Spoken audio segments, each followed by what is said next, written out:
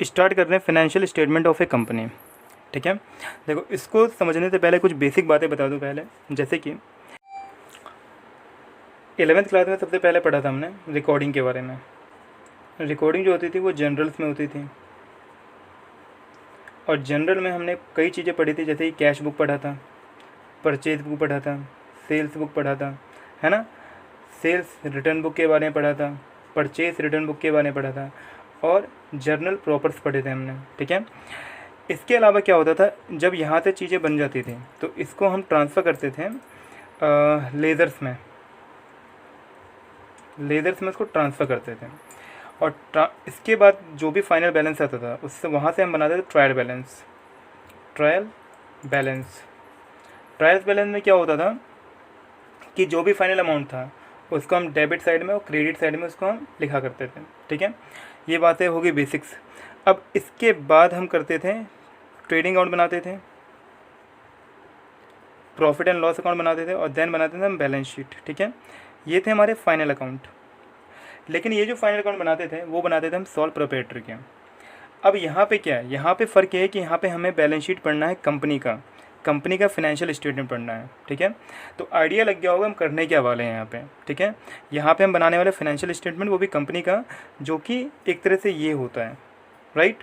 यानी कि जब हमारा एंड होता है ट्रायल बैलेंस, उसके बाद हम इसको परफॉर्म करते हैं तो बनता है हमारा फाइनेंशियल स्टेटमेंट। ठीक है, तो फाइनेंशियल स्टेटमेंट क्या होता है पहले समझते हैं इसको। Financial statement are summarise statement of accounting,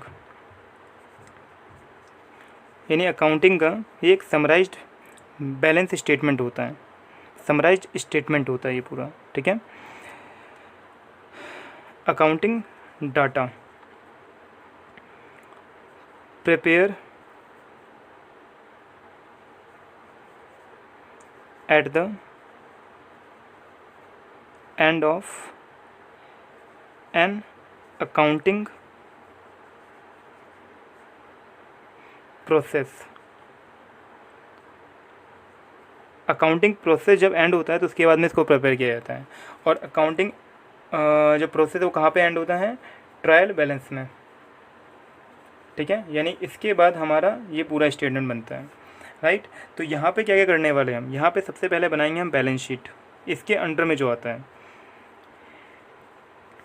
balance sheet, और दूसरा पढ़ेंगे हम इसमें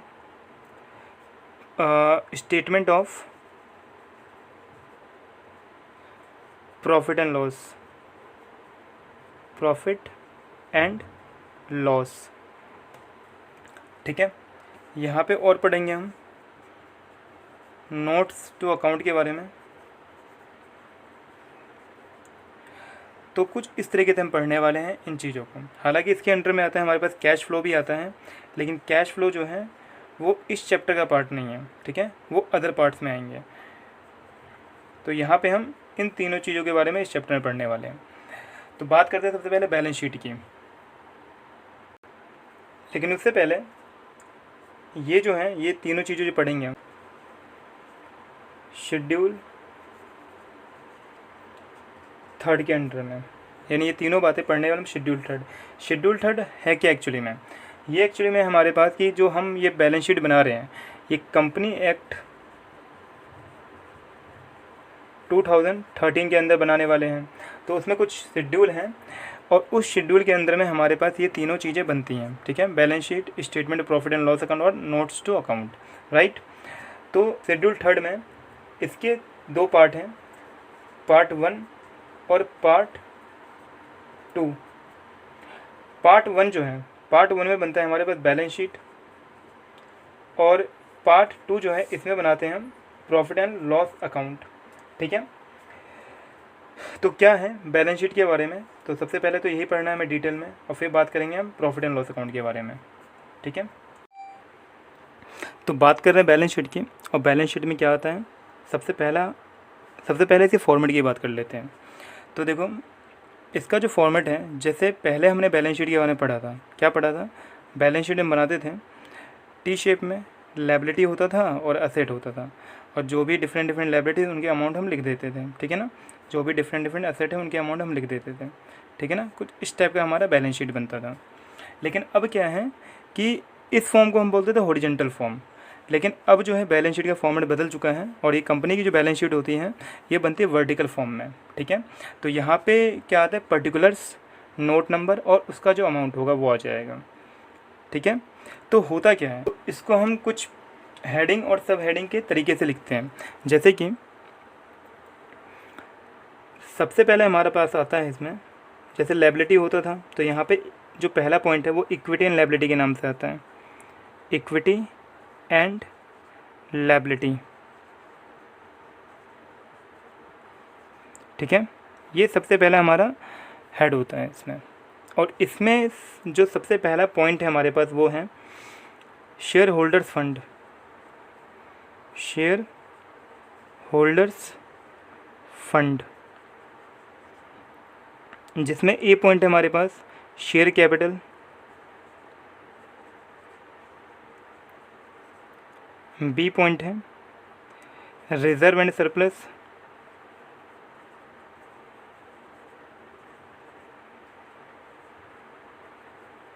और सी पॉइंट है शेयर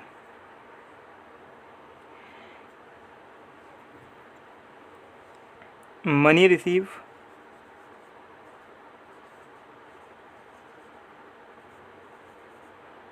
अगेंस्ट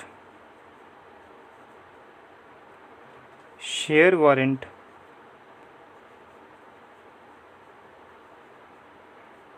ठीक है।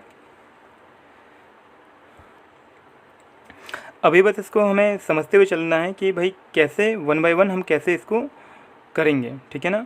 इसमें क्या चीज़ें आती हैं पूरा डिटेल में पढ़ेंगे हम, लेकिन अभी के लिए सिर्फ पढ़ना है कि बैलेंस शीट में क्या क्या चीज़ें आनी हैं, ठीक है। दूसरा हेड है हमारे पास इसमें share application, share application money pending allotment, pending allotment,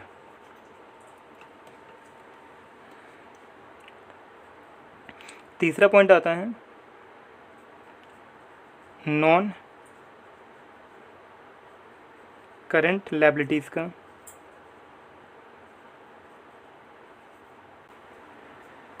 इसमें सबसे पहले पॉइंट आता है हमारे पास लॉन्ग टर्म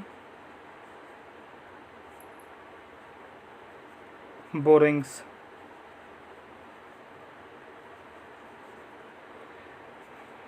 नेक्स्ट आता है डेफर्ड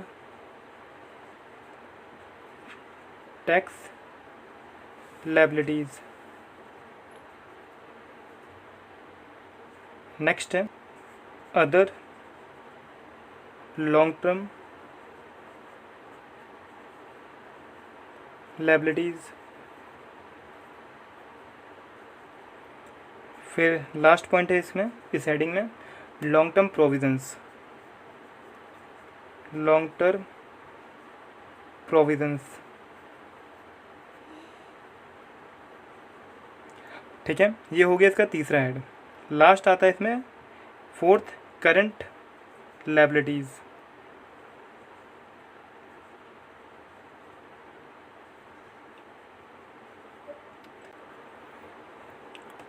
इसका पॉइंट है short term borrowings, next trade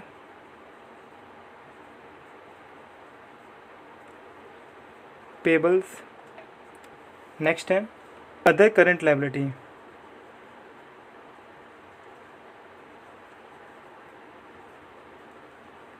liabilities, और लास्ट है शॉर्ट टर्म प्रोविज़न, ठीक है। तो देखो ये जो हमारे पास फॉर्मेट है ये सिर्फ मैंने बताया अभी लायबिलिटी के बारे में, इक्विटी एंड लायबिलिटी। तो इसमें क्या है, इस पर्टिकुलर्स में ये सारी हेडिंग्स होती है हमारे पास। नोट नंबर में क्या आता है, जैसे मान के चलो कि जो इक्विटी एंड लायबिलिटी हमारा मेन हेड है उसके अंडर में आता है शेयर होल्डर फंड, और उसमें क्या आता है शेयर कैपिटल। तो हमें इसके अमाउंट लिखने होते हैं इसके, ठीक है ना, कि इसका फाइनल अमाउंट क्या है। तो इसको हम क्या बनाते हैं, अलग से वर्किंग नोट में बनाते हैं, जिसे हम बोलते हैं नोट टू अकाउंट, ठीक है। और नोट टू अकाउंट का एक नोट नंबर होगा, जब हम पढ़ेंगे तो समझ में ज़्यादा बेहतर आएगा। तो अभी के लिए क्या समझना है कि नोट टू अकाउंट बनाएंगे, उसमें नंबर्स होंगे, जैसे इस तरह के नंबर्स होंगे ना। तो मान के चलो कि नंबर 1 में हमने बनाया है शेयर कैपिटल के बारे में, तो शेयर कैपिटल का नंबर 1 नोट नंबर हो गया, क्योंकि वो नोट टू अकाउंट से आया इसीलिए इसका नंबर नाम है नोट नंबर। तो ये नंबर 1 हेडिंग, और इसका जो अमाउंट होगा वो मैं यहाँ पे लिख दूंगा। इसी तरीके रिजर्व एंड सरप्लस कई तरह के होते हैं, तो उन सबको मैं ऐड कर लूँगा, या जो डिडक्ट करने वाला होगा उसको डिडक्ट भी कर लेंगे, ठीक है। तो मान के चलो ये नंबर 2 हेड से निकल के आ रहा है हमारा, तो उसका मैं फाइनल अमाउंट लिख दूंगा, ठीक है। इसी तरीके से money receive against share warrant में तीसरा नोट मान लेते हैं, तो उसका जो अमाउंट आएगा वो लिख लेंगे हम, ठीक है ना। तो ये शेयर होल्डर फंड के तीनों हेडिंग्स हो गए, उसका ये मेन अमाउंट है। फिर share application money pending allotment, इसका अमाउंट होगा, मान के चलो कि नंबर 4 नोट में बनेगा ये, तो वो लिख लूँगा, ठीक है। फिर नॉन करेंट लायबिलिटी के अंदर ये 4 पॉइंट्स आएंगे, long term borrowings, deferred tax liability, other long term liabilities, long term provisions. तो इनके जो भी हेड होंगे, ठीक है ना, उनका जो भी पर्टिकुलर अमाउंट आएगा वो मैं सब यहाँ पे फाइनल अमाउंट में लिख लेंगे, ठीक है ना। वैसे ही करंट लायबिलिटी में ये चारों अमाउंट आएंगे, तो उनके हम अमाउंट लिख लेंगे यहाँ पे, और उसका नोट नंबर जो होगा चारों का वो लिख लेंगे यहाँ पे, राइट। तो जो भी अमाउंट आएगा उसको हम कर लेंगे टोटल, और ये होगा हमारा लायबिलिटी साइड का total amount, equity and liability का, ठीक है। तो इस तरीके से क्या बनता है, हमारा बैलेंस शीट बनता है। तो पहले जो हम काम करते थे उसमें कोई फॉर्मेट नहीं था, कैपिटल हमें ऊपर भी लिख सकते थे नीचे भी, जो क्रेडिटर था जो भी लायबिलिटी था उनको हम कहीं भी लिख सकते थे, है ना, लायबिलिटी साइड में। लेकिन यहाँ पे एक प्रॉपर फॉर्मेट है, इनको इसी की तरीके से याद करना है कि नंबर 1 में आना है शेयर होल्डर फंड, जिसके अंदर ये सारे पॉइंट आएंगे। बी में share application money pending allotment, non current liability and current liability. Likewise हम बनाएंगे असेट के बारे में, ठीक है ना, कि असेट साइड कैसा होगा। तो इससे पहले इसको कर लेना है नोट, और फिर नेक्स्ट देखते हैं हम असेट के बारे में क्या है। तो असेट्स में क्या आते हैं, दूसरा हेड है हमारे पास ये नंबर 2, ठीक है ना। अब इसके अंदर के सबसे पहला पॉइंट जो हमारा आता है वो आता है नॉन करेंट असेट के बारे में, नॉन करेंट असेट्स, ये हमारा मेन हेड है। अब इसमें क्या आता है, सबसे पहले आता है हमारे पास फिक्स्ड असेट, जिसमें से इसको भी हम अलग अलग लिखेंगे। जैसे नंबर 1 इसमें लिखते हैं हम tangible asset,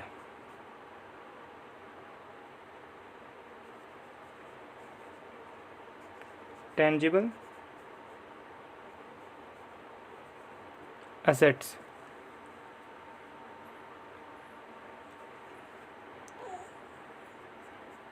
number 2 intangible assets।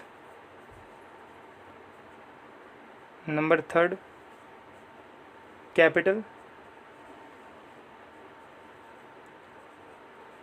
Work in progress.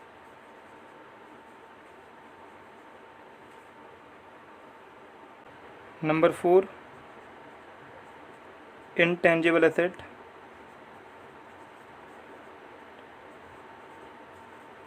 intangible asset under development.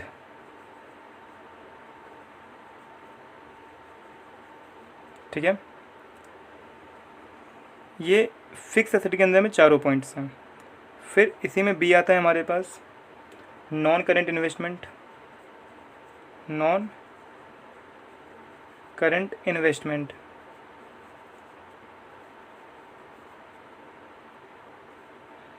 सी आता है deferred tax assets,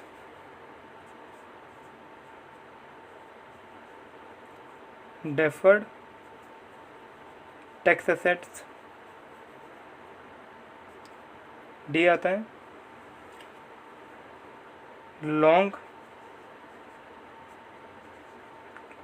term loans and advance. E point में लिखते हैं हम अदर नॉन करेंट एसेट।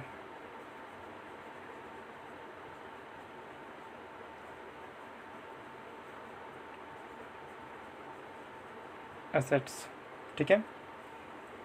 इसके बाद इसमें दूसरा पॉइंट जो हमारे पास वो आता है करंट एसेट का। करंट एसेट का, तो इसमें सबसे पहले आता है हमारा current investment. Current investment, next inventories,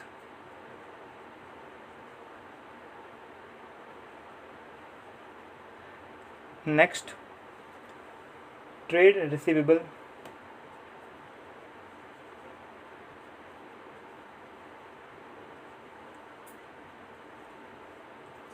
next cash and cash equivalent, cash and cash equivalent,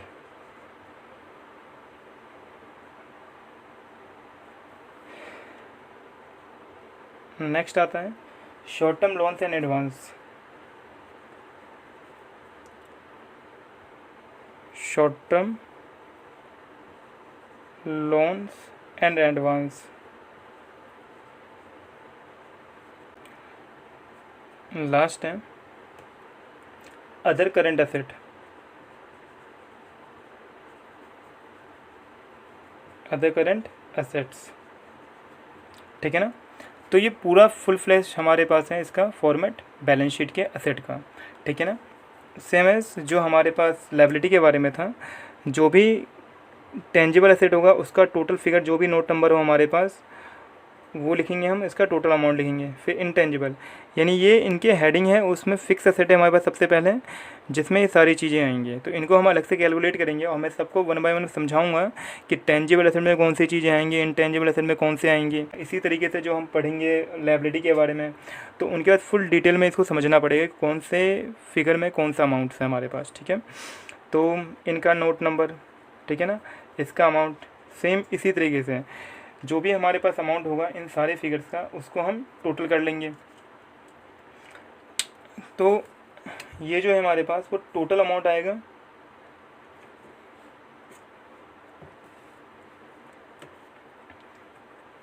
total आ जाएगा हमारे पास ये जब इसको हम क्लोज करेंगे। तो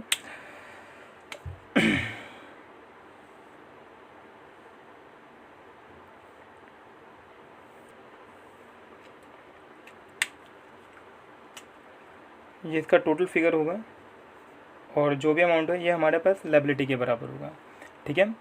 तो ये जो है हमारे पास ये बैलेंस शीट है, ठीक है। तो इसको वन बाय वन इसको नोट करना है और बहुत ही डिटेल में इन सारे फॉर्मेट्स को इसी तरीके से सीक्वेंस में इनको याद करना पड़ेगा, ठीक।